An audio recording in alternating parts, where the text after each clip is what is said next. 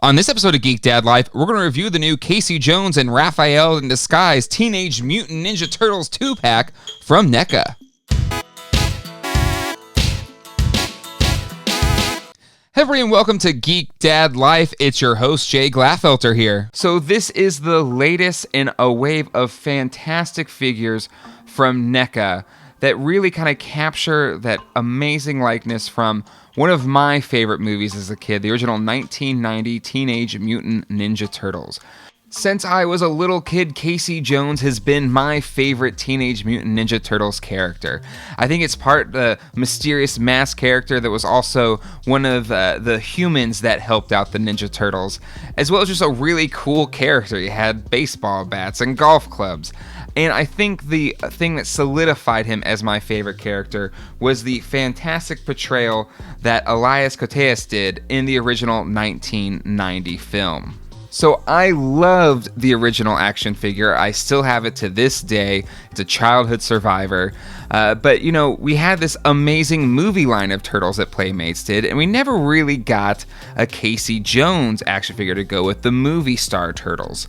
We did get one from the Teenage Mutant Ninja Turtles 3 line, but it was kind of a pack-in, and it was almost a bit of an afterthought and an aside to the Wit character that Elias Koteas also portrayed in that film. I only have a package example. I never found one as a kid to actually play with, so I really felt like I have never gotten a movie Casey Jones figure until now, and I am so excited to finally get it, and that NECA has done it, because I have gotten every movie figure so far from their series, and each one of them is fantastic, and I have no doubt that these will be fantastic as well. So I know I'm focusing a lot on Casey Jones here, but we do also get a Raphael in disguise. So this kind of recaptures the scene in which they meet in the movie, which was also inspired by the comic book series, which had, you know, a one-shot Raphael story. So it represents the original comic book series very well as a famous scene from that first film. A Jose Canseco bat? Tell me, you didn't pay money for this. But looking at the packaging, it's pretty straightforward. It's not as grandiose as some of the San Diego Comic-Con exclusive sets have been, but it still does a pretty good job. You have a nice window box here. You kind of have a bit of a representation of that original movie poster with the turtles coming out of the sewer grate. And then we have that Nickelodeon badge there on the top, as they own the rights to the publishing rights to this brand. On one side, you have Casey Jones up close, as well as kind of a pulled away shot.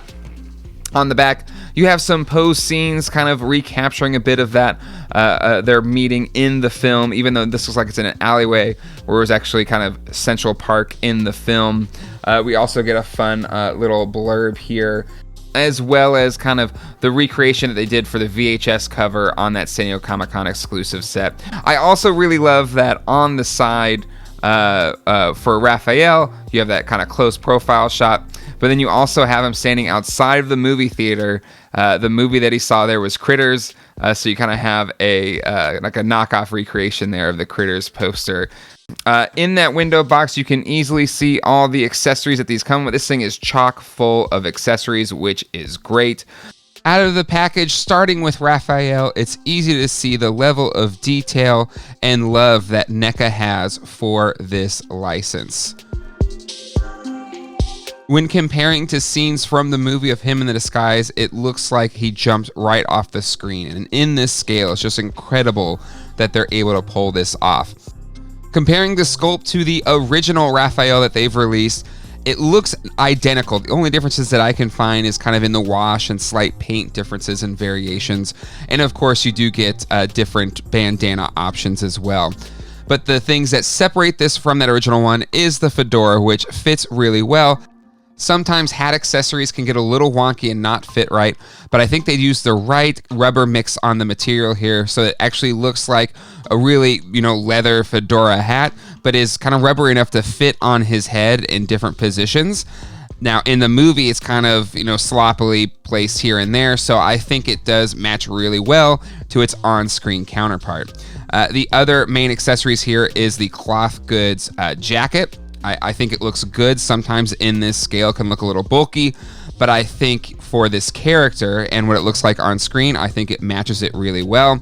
I am not daring or brave enough to take this coat off, but I do think, for the more enterprising posers and toy photographers, you can recreate some of those scenes, like him opening up the jacket to reveal the one side that he has to the two thugs. The backpack accessory looks really accurate as well. If there's one criticism I can give a lot of these NECA figures is their accessories. While they look accurate and really jump off the screen, they have been known to be fragile and break. So I would always exercise caution when posing and playing with these accessories. I've had a lot of friends' accessories, especially on the Turtle line, break, so just proceed with caution. Looking at the Casey Jones figure, it's about as pitch perfect as it can be. The attention to detail is what you have come to expect from these NECA figures. It looks fantastic. Every little fold, crease in the clothes, the fact that, the outer kind of jean vest jacket is, rubbery, but not too rubbery. It looks great. The accessories are fantastic. Again, I would say proceed with caution because they are fragile, especially the golf club, but still they look great. The different hand accessories are, rubber and malleable enough to kind of easily place the weapons in his hands. Criticisms for this, I would say, is the elbow joints look a little wonky. The double jointed elbow joints look a little wonky. And the lack of really rocker ankle will limit your ability to dynamically pose this figure. It's not a deal breaker for me. It still looks great. I can still get it in, some cool poses. But for those that, go into more extremes with their action figure posing, that might seem like a limitation to you. I love the head sculpt here. Now, I know we can't see that head sculpt, but I love the fact that there is an Elias Koteas head sculpt underneath the mask. And what that gives is a really nice depth behind the eyes, the nose, and the mouth kind of vents and nostrils and holes in that mask. And it really looks like real. It looks like, again, like it's jumping right off the screen. There's been more enterprising people that have cut off that front mask to reveal that face sculpt underneath there.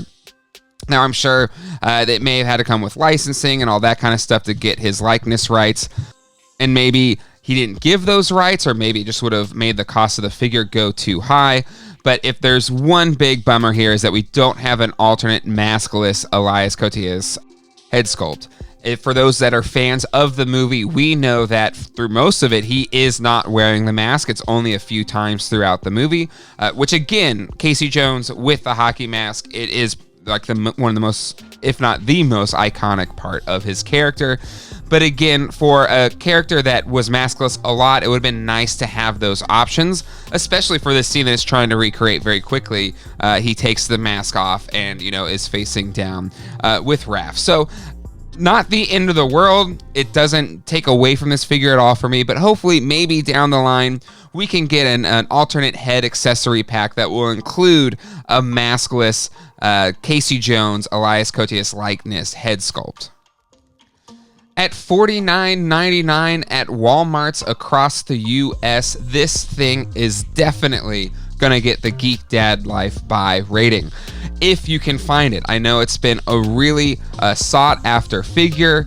I tried to order online and it went in like a millisecond, and I think that was the case for a lot of people. So Walmart, you gotta step up your online sales here and have some protection so that bots can't just like quickly buy up all of the exclusive figures. I'm not gonna go too hard on NECA here. The only way they can release these is to release them as exclusive. So I'm happy to have them. I'm happy that they made them and made them accessible for people. But Walmart, you gotta step the game. I don't know how much influence NECA can have over this because there's really not any toy stores left. But still, that's the one bummer about this. But hopefully, they've made a lot of stock and eventually those secondary market prices can come down.